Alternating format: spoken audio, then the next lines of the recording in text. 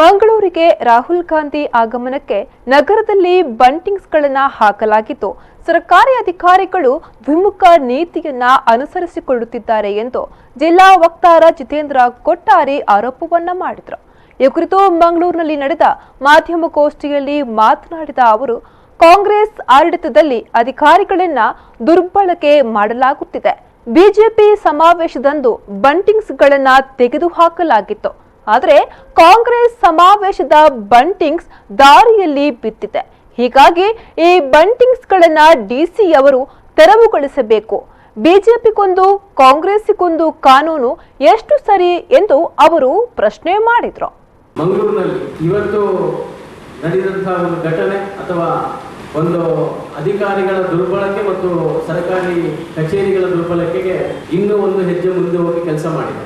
ನಮಗೆ ಗೊತ್ತಿದೆ, ನಾಳೆ ಜನಾಶೀರ್ವಾದ ಯಾತ್ರೆಯ ಮುಖಾಂತರ ರಾಹುಲ್ ಗಾಂಧಿ ಅವರು ಮಂಗಳೂರಿಗೆ ಭೇಟಿ ಕೊಡಲಿಕ್ಕಿದ್ದಾರೆ.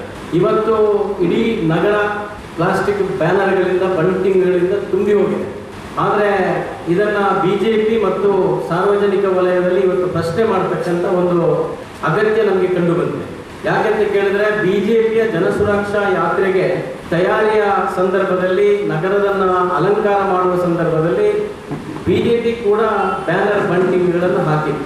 ಆದರೆ ಎಲ್ಲ ನಗರದ ಅಲಂಕಾರ ಆದ ನಂತರ ಕೇವಲ ಕಾರ್ಯಕ್ರಮಕ್ಕೆ ಒಂದು ದಿವಸ ಇರಬೇಕಾದ್ರೆ ಮಾನ್ಯ ದಕ್ಷಿಣ ಕನ್ನಡ ಜಿಲ್ಲಾಧಿಕಾರಿಗಳು ಮಹಾನಗರ ಪಾಲಿಕೆಯ ಆಯುಕ್ತರಿಗೆ ಒಂದು ಶೋಕಾಸ್ ನೋಟಿಸ್ ಅನ್ನು ಕೊಟ್ಟಿದ್ದಾರೆ ಅಂತ ಹೇಳುವಂಥದ್ದು ಕಾರಣವನ್ನು ಇಟ್ಕೊಂಡು ಇಡೀ ನಗರದ ಬ್ಯಾನರ್ಗಳನ್ನು, ಅದರಲ್ಲೂ ಕೂಡ ವಿಶೇಷವಾಗಿ ಬಿಜೆಪಿಯ ಬ್ಯಾನರ್ಗಳನ್ನು ತೆರವುಗೊಳಿಸಲಿಕ್ಕೆ ನಗರ ಪಾಲಿಕೆ ಎಲ್ಲ ಅಧಿಕಾರಿಗಳು ರಸ್ತೆಗಿಳಿದಿರುವಂಥದ್ದು ನಿಮಗೆ ಈಗಾಗಲೇ ಗೊತ್ತಾಗಿದೆ. ಅವತ್ತು ನಾವು ಪ್ರಶ್ನೆ ಮಾಡಿದಾಗ ನಮಗೆ ಡಿಸಿಗಳ ಆದೇಶ ಇದೆ ಎಲ್ಲ ಬ್ಯಾನರ್ಗಳನ್ನು ತೆರವುಗೊಳಿಸುವುದಕ್ಕೋಸ್ಕರ. ಅದಕ್ಕೆ ನಾವು ಬಿಜೆಪಿ ಕೂಡ ಅವತ್ತು ಹೇಳಿದ್ದೀವಿ, ನಾವು ಈಗಾಗಲೇ ನಾವು ಬ್ಯಾನರ್ಗಳನ್ನು ಹಾಕಿದ್ದೇವೆ, ಅದನ್ನ ನಾಳೆಯ ಕಾರ್ಯಕ್ರಮ ಆದ ಕೂಡಲೇ ತೆಗೀತೇವೆ. ಒಂದು ವೇಳೆ ಕಾನೂನಿಗೆ ವಿರುದ್ಧ ಇದ್ರೆ ಅದು ಖಂಡಿತವಾಗಿ ನಾವು ಕೂಡಲೇ ತೆರವುಗೊಳಿಸಿದ್ದೇವೆ.